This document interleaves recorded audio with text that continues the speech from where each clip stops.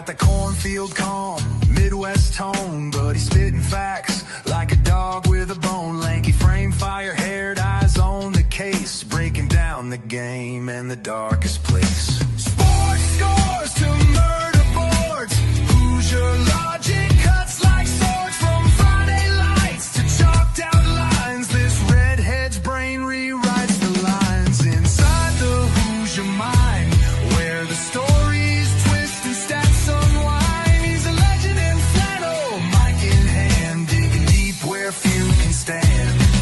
From touchdowns to crime scenes raw, he's got the truth in every draw.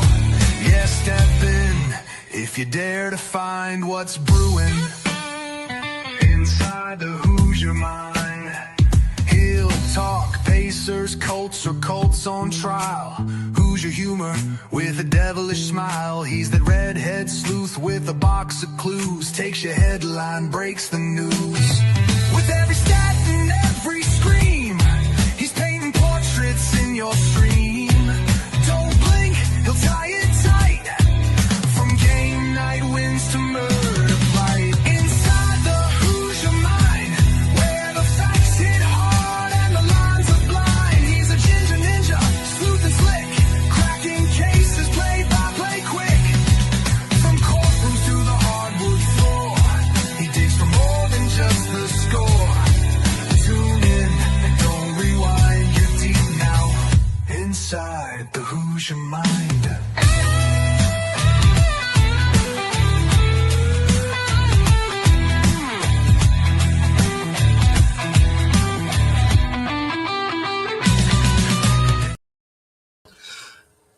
All right, what's up, everyone? Welcome into Inside the Hoosier Mind, brought to you by Military Broadcast Radio, helping give veterans a voice, as well as Gunfighter Beard Co. He's a Marine out of South Carolina who uses all natural products. He gets them all here in the U.S. He ships here in the U.S. I know I cut my beard. If you watch the show pretty regularly, my beard isn't down to my chest anymore. But nonetheless, he has a lot of great beard products, a lot of great stuff. And like I said, definitely check out Military Broadcast Radio. There's a little QR code here to, it would be your right. It's also my right, but it looks like the left probably on this. Check that out if you want to learn more about Military Broadcast Radio, all of our great veteran hosts, all of the great things about the organization as a whole, what it does for veterans as far as telling their stories, getting the equipment to be able to tell their stories, getting them set up with all the cool graphics, everything that we use. So definitely check that out, that little QR code, or just search mbradio.us and you can definitely check them out there. But we are back. It is hot. It is in about the middle of July, which means we are about 6 weeks away from college football as well as the NFL. But primarily my personal favorite being college football. And with that, I decided to come up with a series of college football for dummies. And this is supposed to be something that if you know someone, or if you're friends with someone that they are a just absolute college sports nut, especially when it comes to football and football season, you wonder, why can't we go to any, fall weddings in October or November on Saturdays? Well, it's because there's more important things like college football about, and especially big time matchups.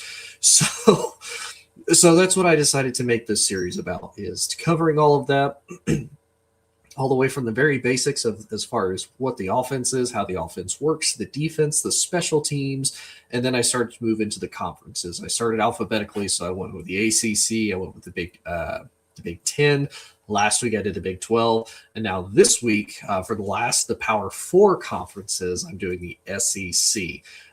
One of the other big boy giant conferences that essentially runs college football. And if you know anybody or you're friends with anybody that's a big fan of college football, you'll have probably heard or know the SEC dominated college football now for probably close to the last 20-ish years. A good majority of the national champions came out of the SEC.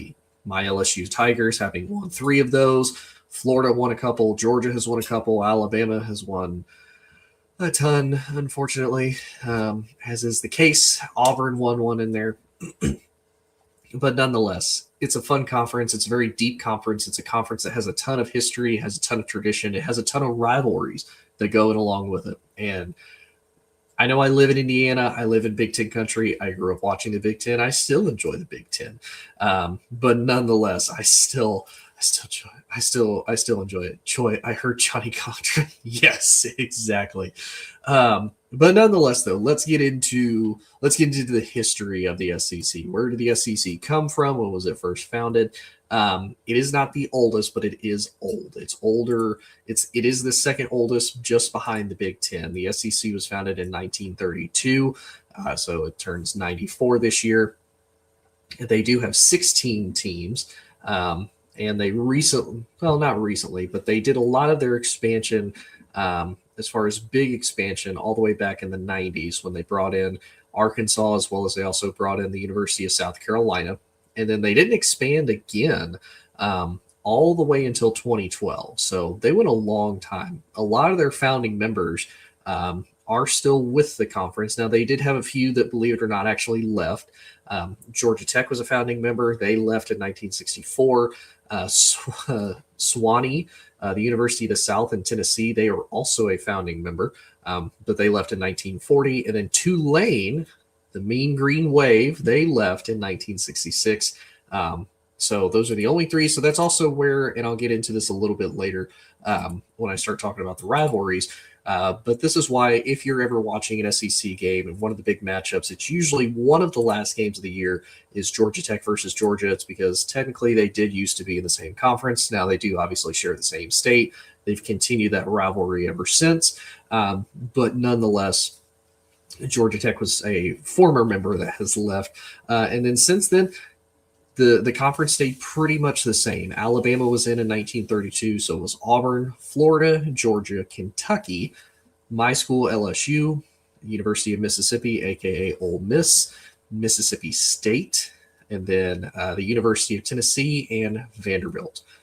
So like I said, they ended up adding the University of Arkansas in 1991 when the Southwestern Conference was kind of a little bit iffy. Arkansas, I talked about this in the last episode with the Big 12, but to give a little bit of a recap, Arkansas was kind of always the odd man out in the Southwestern Conference because they were the only non-Texas school in the conference. So they were kind of left out. They were like, yeah, we want to go somewhere else. They actually already had a lot of natural rivalries in the SEC to start with, especially with LSU. They could have it with Mississippi, Alabama, Tennessee, all of them. So it just seemed like an overall natural, better fit for them.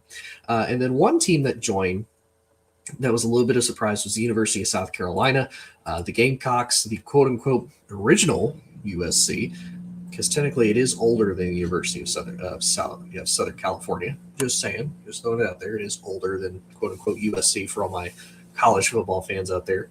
Joy, I know, lives in Louisiana, so she roots for the Tigers, and she said go Hogs.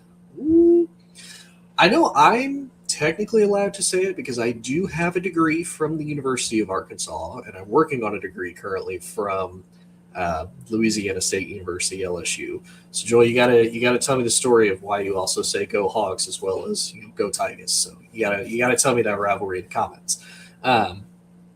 So they didn't expand again from 91. They expanded again in 2012. Now, there was a few rumors as far as who they were trying to get. Were they trying to get a few other teams? Again, as conferences started to get a little bit rocking, a little bit iffy, as they kind of do every few years as far as new media rights deals, as far as people kind of being unhappy with revenue distribution and whatnot from those media rights deals and whatnot. So some of these conferences get real iffy. Oh, you have Arkansas roots, Joy. Okay, that's awesome. I will say I drove through Arkansas when I was leaving DC, getting stationed down in Texas for my medic school, and it is a pretty state, but it's very, very long to have to go through. But I didn't mind Arkansas, and I have a pretty good friend. He's from Arkansas, and I remember he's a huge fan of the pigs. But they decided to add the University of Missouri, or Mizzou, in 2012, as well as Texas A&M. And Texas A&M was kind of the big one because they were leaving the Big 12, and it was kind of that weird moment of, do they stay in the Big 12 or do they go somewhere else? Because part of it, the rumor is they wanted to get away from the University of Texas. Like I said, the SEC is very, very rooted in a lot of deep deep hatred and deep rivalries with us talking. Appreciate you tuning in. Some parts are beautiful. I kind of think that way about a lot of states. Like I think Arkansas could be pretty. I mean, I know it's a flyover flat state. I think parts of Indiana are very pretty, but again, some people might argue that. I know there's some people who are more fans of like mountains or the ocean or beaches or stuff like that. So I definitely get it. But nonetheless, though, there is a theory that Texas A&M wanted to get away from Texas, so they decided to join the SEC. And again, they didn't expand really at all from any point moving forward, all the way up until 2024. 2024 is when we probably saw the biggest expansion and a whole lot of moves for the first time since about 2014. Yeah, about 2014 with a Big East, which is still a basketball conference in college, but it's no longer a football conference. When it dissolved, there was another massive movement, but not nearly to the effect of when the Pac-12 dissolved. Technically, the Pac-12 is still around, but pretty much almost all of its original teams, except for two, left to go to other conferences. But in 2024, two teams decided to leave the Big 12. That was Texas and that was Oklahoma. And it was kind of a big blow to the Big 12 because that was two of their biggest brands. The SEC was getting really two major bumps. They were getting the fact that they were getting two big major brands that were almost always considered national contenders. They were two big brands that have never had any trouble as far as recruiting in high school or recruiting people to come play for them in the transfer portal if they feel that they're not getting enough starting time, if they feel that, hey, I've been sitting here on the bench for 2 years at this school, when am I going to get my turn? They could potentially come there, fill in any spots. They could potentially come in and be a starter. So they were really good brands, really good money-making brands to come over. They got the invite, and they ended up joining in 2024. And so with all of that, the SEC now has 16 teams. So they're not the biggest, but they are a pretty considerably sized conference.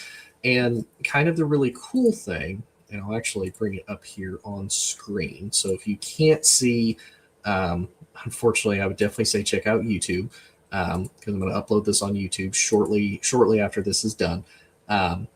So if you look here on the map, let's see if I can blow this up or make this bigger. Here we go. Okay, so if you see where all of these blue dots are, these are all different schools that are in the SEC. You have Alabama, you've got Arkansas, you've got Auburn, you've got LSU, Texas A&M, Texas, Florida, South Carolina, Georgia. I believe this is Tennessee. You have Tennessee, Vandy, because they're closer to Nashville, Kentucky. This is Ole Miss, and then this is Mississippi State, and then, of course, LSU and Mizzou, and then Oklahoma. So, like I said, they're pretty substantial, and they make a good amount of money, and they have a lot of quality teams, and they've produced a ton of quality players over the years. You might hear this again, depending on who you know or who you're with that potentially likes and follows college football a lot. The last 3 years, the Big Ten has won the national championship. Prior to that, it was almost exclusively just the SEC. There's a couple times where Clemson won it. There's a Florida State win in there. Ohio State did manage to win one in there. But other than that, it has almost exclusively been just the SEC winning the national title here within the last 20 years. Now, obviously, the biggest exception being within the last 3. The SEC has unfortunately fallen short now in the NIL era. Now, there's a lot of rumors and speculations as to why. There's a lot of rumors, and a lot of coaches and a lot of people kind of get uncomfortable when this is brought up. There are rumors that the SEC was paying players prior to the name, image, and likeness, or the NIL era that is today. Now that it is legal for that to happen across everywhere in the country, and now the argument is because these Big Ten schools who have a ton of money, who have a lot of alumni, who are successful and donate to their schools, now that they can pay, the playing field has now shifted to the Big Ten, or honestly, in my opinion, it's become just a little bit more even.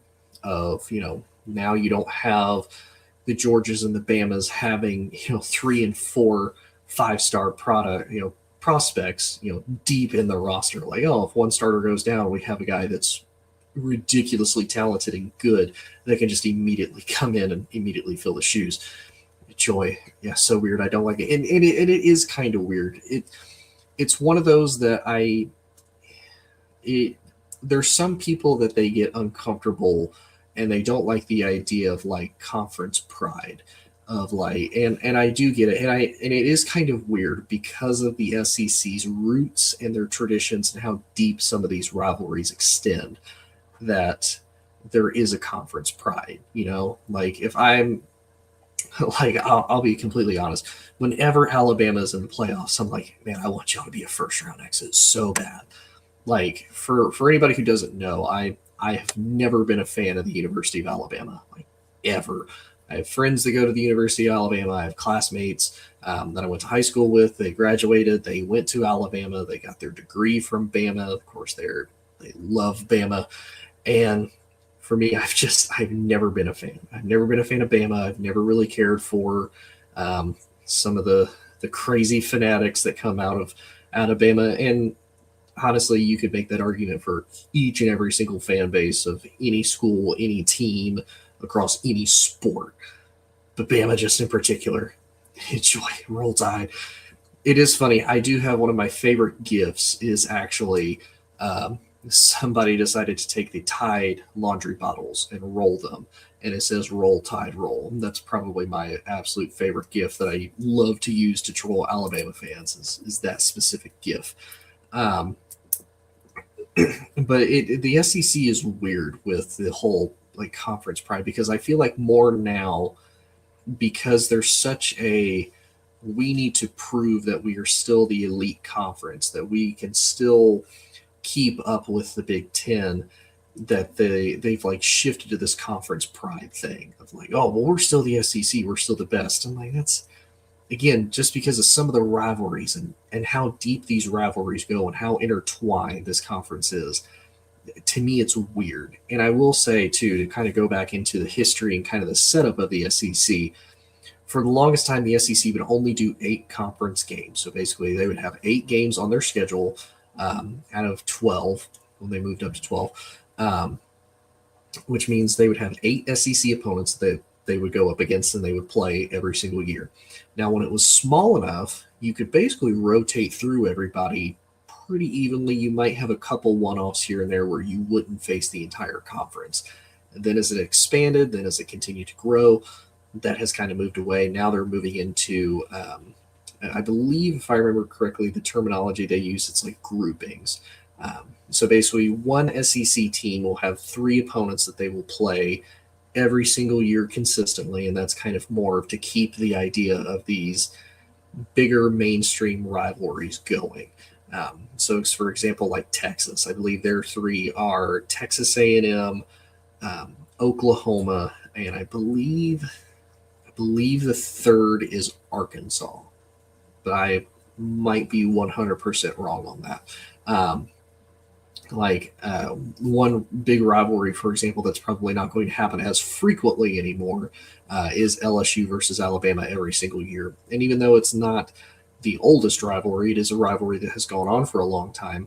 And it's unfortunate because it's not going to happen every single year starting next year. Now they're going to play each other, I believe, every other year as far as how the rotation goes.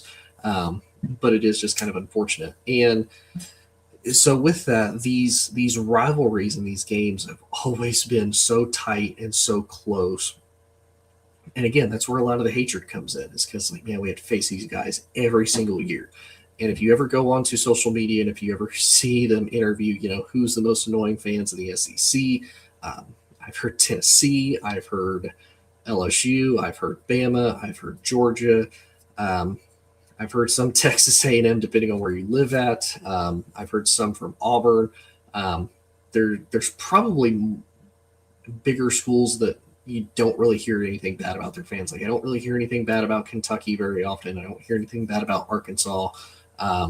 South Carolina, I don't hear much about.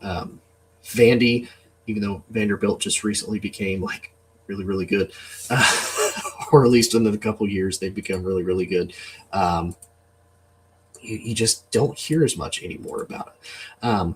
But nonetheless, though, we'll move into the rivalry portion of it. Probably one of my favorite parts of it because again, these rivalries are so old; they happen every single year, and this is what if I had to really put into words kind of the magic that comes with college football, it's kind of the pride you get of bragging rights of my team beat this team and I can't stand that team. I can't stand that school. I can't stand the stuff that they do. Like I said with Alabama, I hate the whole roll tide thing. Like roll tide, roll. And it was funny and because there used to be a joke that I could always hear all the time. It was like, oh, it's like, oh, where are you from? Oh, I'm from Alabama. Roll Tide. Nope, I didn't need to hear the Roll Tide part, but okay. Now that tells me everything I need to know about you. Um, and honestly, probably the best part about this, and as far as the best joke, is there's ever anything about, like families doing inappropriate things with like other family members consensually. Let me throw that out there consensually. Um, as far as like cousins, brother, sister, or whatever you want to go into. Again, this is a joke. It's a joke. Um, the first immediate reaction that a lot of people have, or at least that I have, is roll tide. So yeah, that's what I always find funny. I actually said that to my nephew one time. I think our uncle was telling us a story. Um, this guy in a um, this guy in an apartment complex that he takes care of. I believe he said was married to his first or second cousin. Nonetheless, I was like, yeah, there's too much blood in that water for it to be comfortable for me. And the first words out of my mouth was roll tide, and my nephew just absolutely lost it. He just absolutely lost it, and I'm one of those people like if I can get somebody to have a really good laugh, it makes me laugh just as much. Um, Enjoy commented. Taylor Green, he was really good at Arkansas last year. I liked him. As one of our clients bought $1 million home here near Dallas before he graduated. That's awesome. I remember watching him last year, and I loved watching him play. When I found out that he was a senior and that he was going to have to graduate, I was like, man, I would love to see Taylor Green like take one more step forward, like any contender, honestly. Like I wouldn't have been happy if he went to Alabama because he would probably do extremely well. But watching him with what he was able to do at Arkansas, with what he had, he was extremely electric and fun to watch. And it's going to sound mean. It's one of those, I don't understand why Cleveland drafted him because of their whole quarterback mess. But hey, if he ends up coming out and winning this starting job over Shador, over Deshaun, over Dylan Gabriel, I won't be upset because I watched the kid in college. I thought Taylor Green was absolutely fantastic. Now, I'm not going to sit here and say he's like first round pick, but he's absolutely a great quarterback. But let's get into some of the SEC rivalries here. So again, these aren't all of them. These are a majority of them. They even did a ranking. CBS Sports did back in 2024, right when the day before Texas and Oklahoma were actually scheduled to join the SEC because they joined July 1st of 2024. So a little bit over 2 years ago to the day. And they decided to rank some of the biggest SEC rivalries and how they kind of pan out as compared to some of the other ones. So the first one CBS Sports they had Texas versus Oklahoma, the Red River rivalry. You've even heard, Red River Shootout, which kind of depends on I think who's broadcasting it, how they kind of want to portray it more than anything. It is a huge rivalry in college football. This is one of those. The Red River rivalry of Texas versus Oklahoma, that usually happens in October. So that's, again, if you have friends that are hosting a fall wedding and it falls on that day, your significant other is probably either going to be super upset or watching their phone the entire time. Same with whoever is getting married, might also be upset that they're getting married if they're a college football fan in October, just specifically for this game. A little bit of a fun fact about it: neither team has won more than 4 consecutive games in the rivalry since 2004. So basically, Texas hasn't won more than 4 times. Oklahoma hasn't won more than 4 times. Now, again, this was also a couple years ago, but Texas does lead the all-time series currently with over 60 wins to Oklahoma's over 50 losses.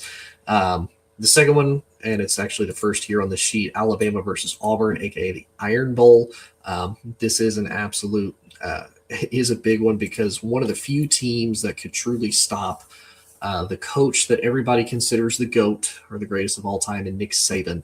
That was one of the places he used to struggle with a lot. And even if you watch College Game Day with Nick Saban as he talks about this, one of the things he mentions is he does believe that Auburn Stadium is haunted, that there's some type of voodoo ghost magic there because Alabama would always struggle against Auburn. And it doesn't matter.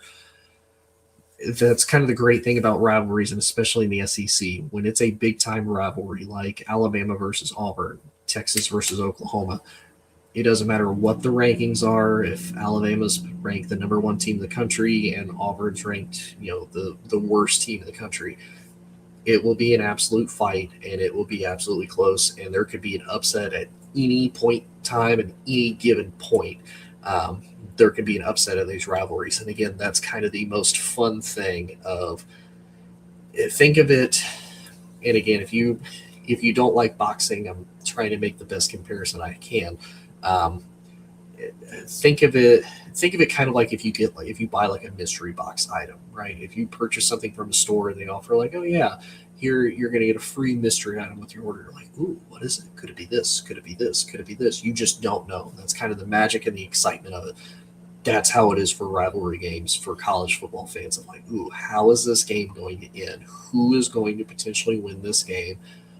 Because, again, a lot of times, depending on if the teams are really good, if one's really good and one's really bad, it can have a lot of implications for if the really bad team beats the really good team. Or if they're both really good, it could potentially be kind of like a knockout punch of like, if we win and you lose, you're potentially going to be out and we're going to move forward. And sometimes that happens too, of like, we're just going to play spoiler because we don't want you to continue to move forward. Now, one that, believe it or not, I don't think gets as much attention because neither team they were big. One team was actually big last year because they were able to make a playoff run. And a pretty good one at that, one of the first times they've been able to do that. But it's a game that I feel doesn't get the attention. I'm not going to say that maybe it deserves, but it doesn't get the attention just because of the brands that are in it. And that's Mississippi State versus Ole Miss, a.k.a. the Egg Bowl. Again, it's the Battle of Mississippi. It's one of those that Mississippi State, not historically the greatest school as far as competing. Ole Miss, especially more recently, has been more on the up and up, but it's not exactly the biggest, I would say, sexiest, draw of like, oh, college football's on. What's on? Oh, the Egg Bowl. Like it's really only big if you like have a stake in either one of those teams. Like if you're a fan of Ole Miss or if you're a fan of Mississippi State, then you want to watch it. Otherwise, it's just kind of it's another potentially good game, maybe not, that's on there, and we'll rock with it kind of thing. Florida versus Georgia. This is one that happens all the time. I'm going to be honest. There is a trophy name to this. I'm not even going to try to enunciate that because it's something or trophy. And if I butcher this, I'm going to look like an absolute goober, so I'm not going to do that.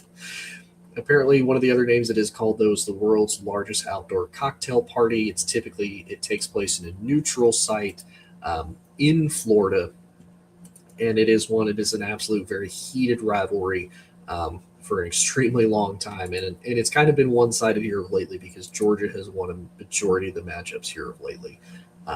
Another one, we have Auburn versus Georgia. It's supposed to be the Deep South's oldest rival.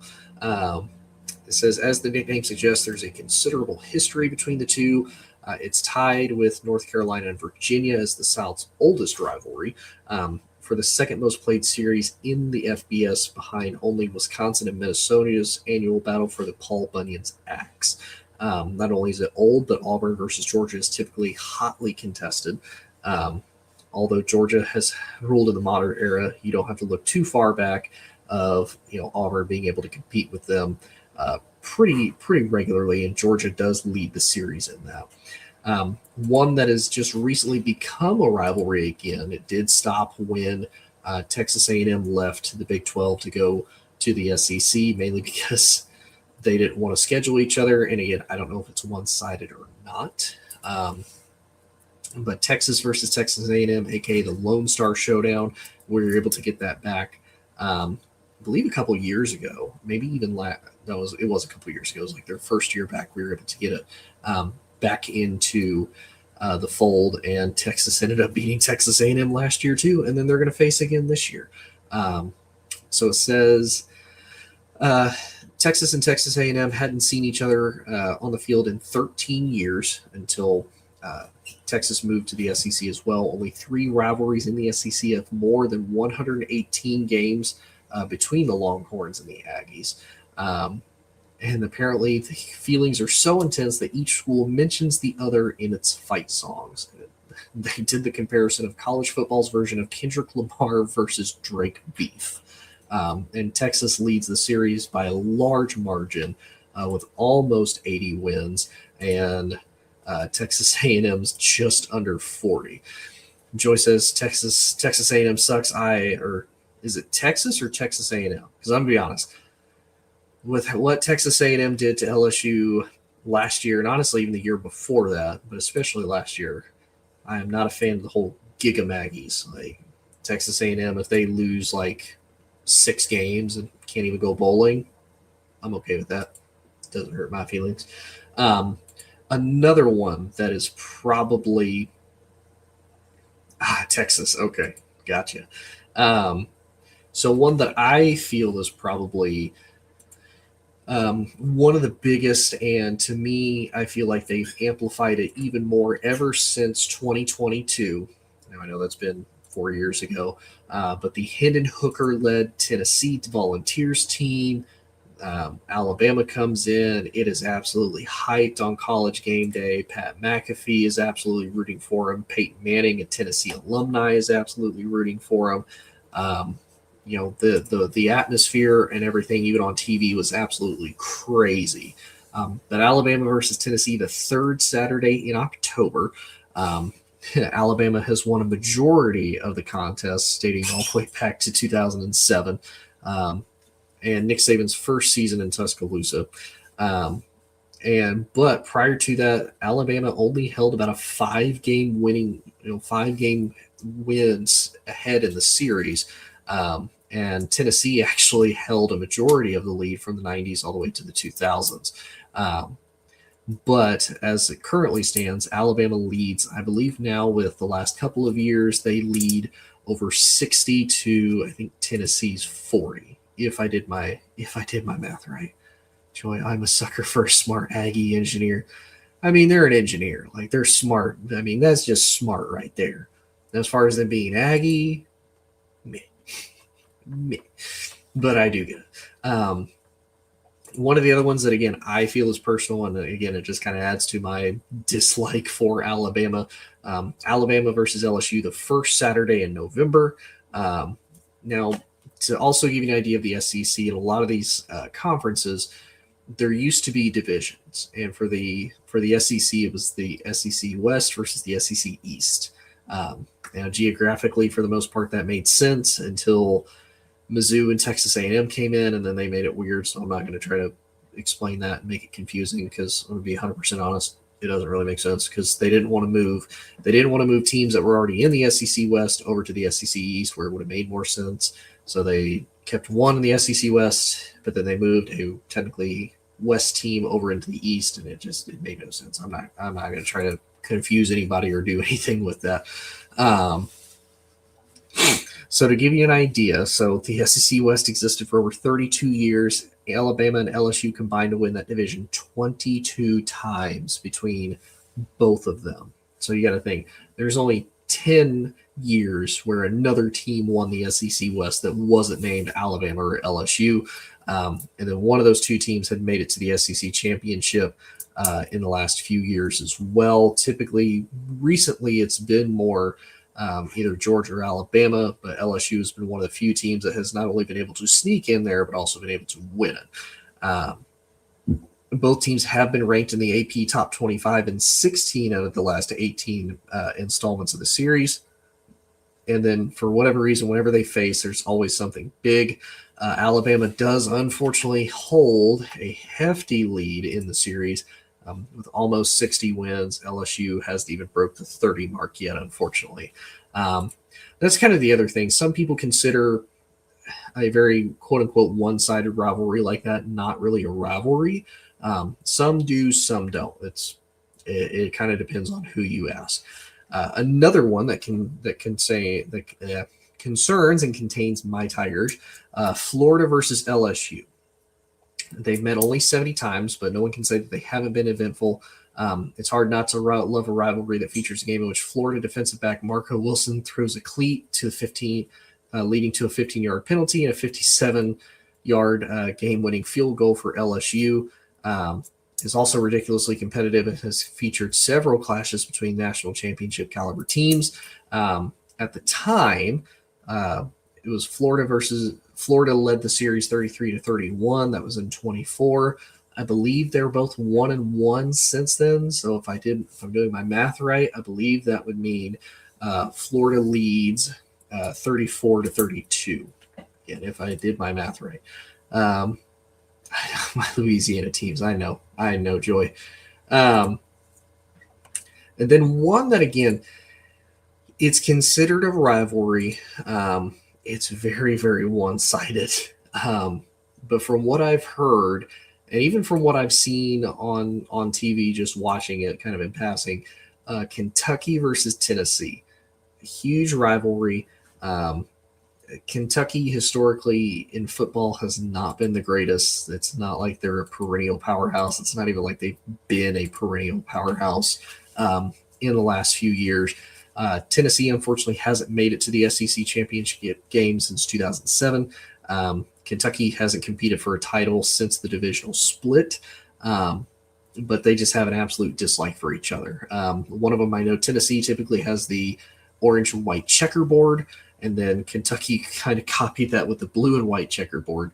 And as it stands right now, Tennessee has a very comfortable lead of, again, at the time, 83-26. I don't believe Kentucky has won that matchup against them in the last couple of years. Even if they have, they still haven't hit the 30 mark yet. So, again, very one-sided. Tennessee, I will say, is a fun fact, kind of one of the few teams that in the SEC that I also don't mind and I kind of root for, just because of some good friends that I know, some guys that I used to serve with in the military. They either go to Tennessee or have gone to Tennessee, and they root for Tennessee. Having gone down to Tennessee, I liked it. My mom was born in Tennessee, so I have a lot of ties and reasons to like Tennessee.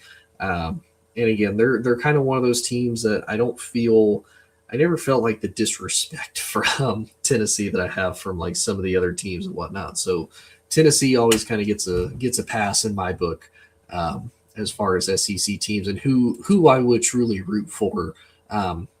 If LSU was out of the playoffs, who else I would root for in the SEC? It would probably be Tennessee. Another one that, again, now that Texas has joined into the SEC, it can be more of a regular rivalry, but it is technically an old Southwest Conference matchup of Arkansas versus Texas.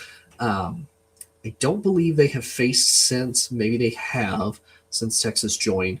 But Texas does lead the series pretty comfortably, 56-23. Another one, especially one, and again, if your significant other loves college football and follows it, this is going to be an absolutely huge matchup. Ole Miss versus LSU, the Magnolia Bowl. Now, part of the reason behind this, LSU's new head coach, Lane Kiffin, was just previously the head coach of the Ole Miss Rebels. So recently, in fact, that he left the team as they were going into their playoff run to go coach the LSU Tigers. Now, in Lane's defense, he did want to stay at Ole Miss and continue to coach them through the playoffs. However, the AD and the president of Ole Miss didn't believe that that was appropriate because they were afraid of Lane poaching players to take with him to LSU, especially if they had any eligibility and could transfer in the portal. And Ole Miss kind of feels slighted because they were willing to offer him the same amount of money that he got at LSU. But Lane felt that the resources, the brand power, the prestige, pretty much everything that you would look for as far as intangibles, the long history set up, and the legacy of LSU was more attractive than Ole Miss.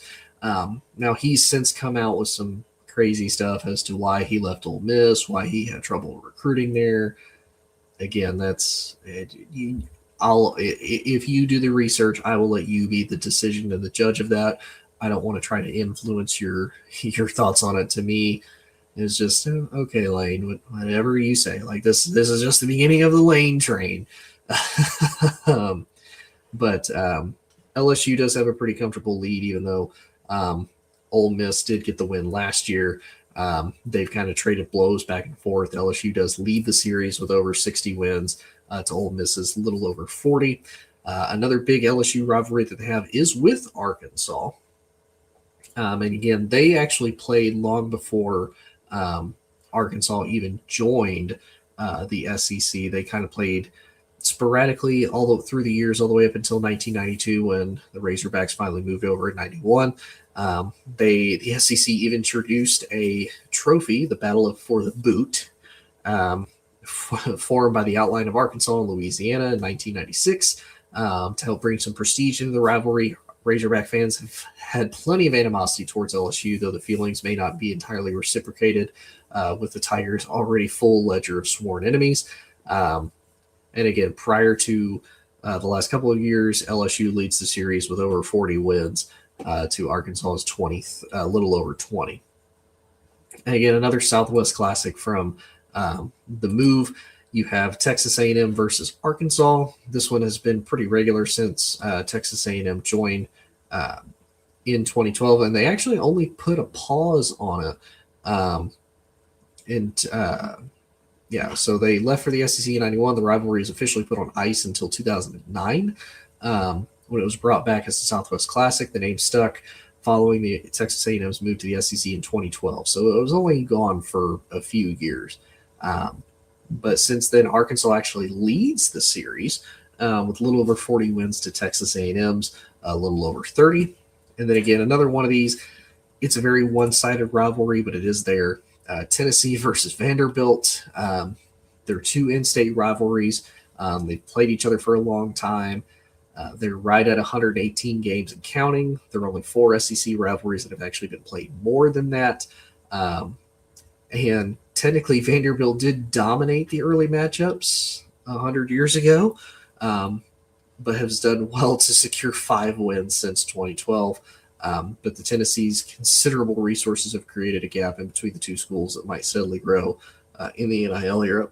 No, I do remember, I believe last year, Vandy was able to get the win against Tennessee, but Tennessee still leads the series by they're almost at 80 wins to Vandy's a little over 30. I don't have it on here on the graphic, but it is, I guess, technically a rivalry. This is one that, I mean, I've heard of it, but it's not really the first thing I think of when it comes to rivalry. You have Georgia versus South Carolina.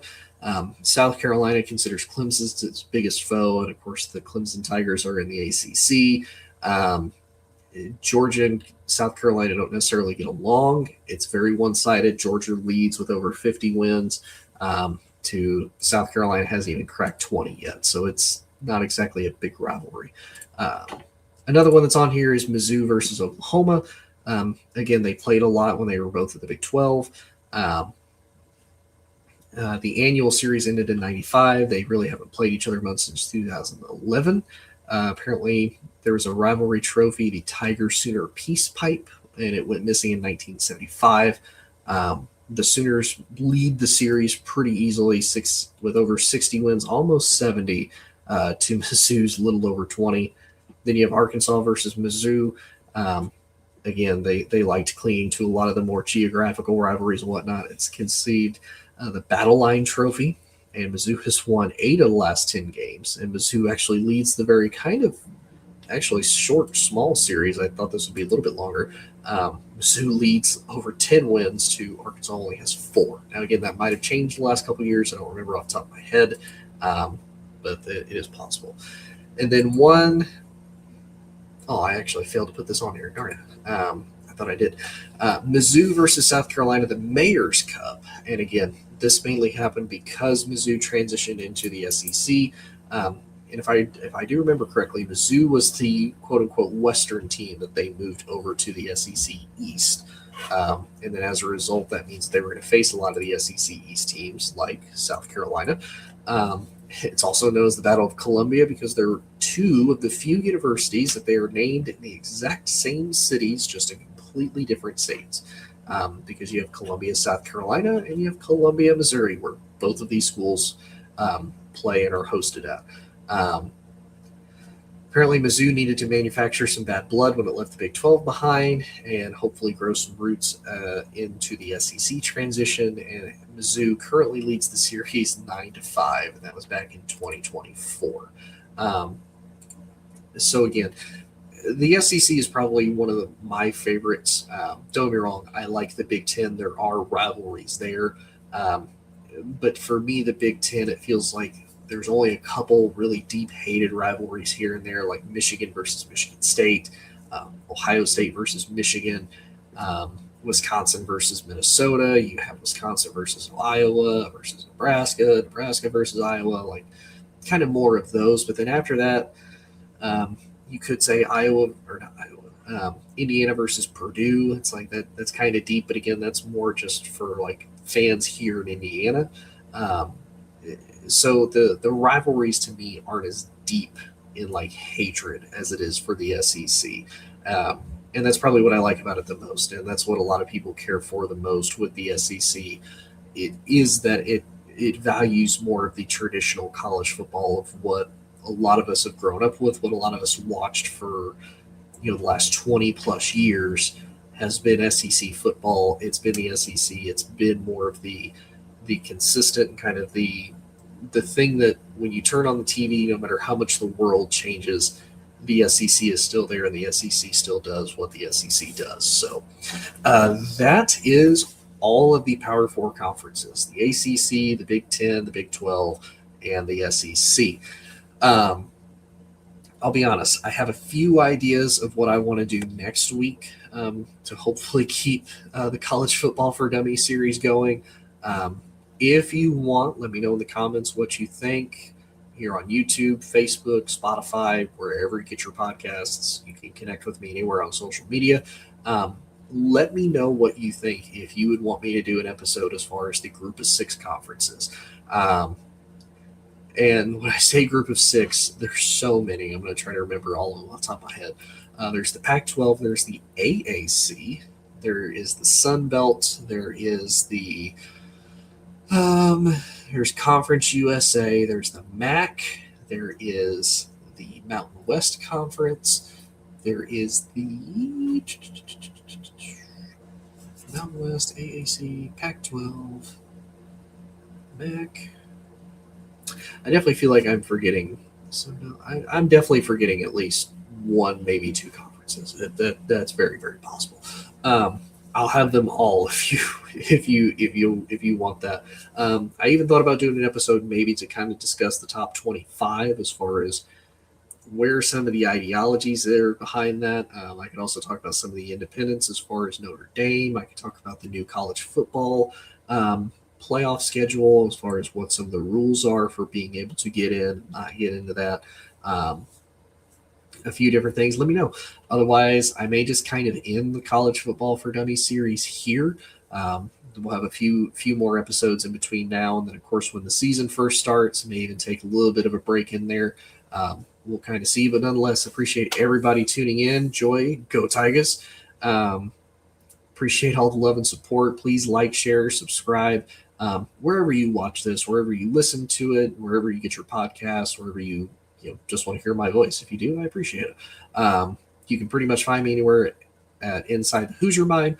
And again, big shout out to Military Broadcast Radio for everything that they do, not only for me, but all the veterans out there, giving them a voice, letting them Be able to tell their stories, get them the equipment to be able to do that, get them the cool graphics, teach them how to do this. It's an absolutely wonderful thing. So definitely check them out at mbradio.us.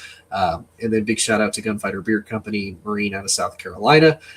Does all local, all natural ingredients, ships everywhere here in the U.S. Absolute great guy. I don't make any money off of him. I don't get any profit. So if you think, oh, he's just doing this because he wants to get paid, I don't get paid none. It's all free just because I like to talk sports. I'm just saying. I just like to talk sports. But I appreciate everybody tuning in. We will see y'all next week. Bye, Joy. I appreciate you tuning in, ma'am. And we will see y'all later. Hi, I'm Beaker with Military Broadcast Radio TV. We're your virtual MWR, bringing veterans radio, podcasts, gaming, animation, 3D printing, and a community that never leaves you behind. Download our Roku or mobile app today. Wisdom to share if you listen this week, so pull up a chair and stay for a spell. We're heading down a trail where good stories dwell.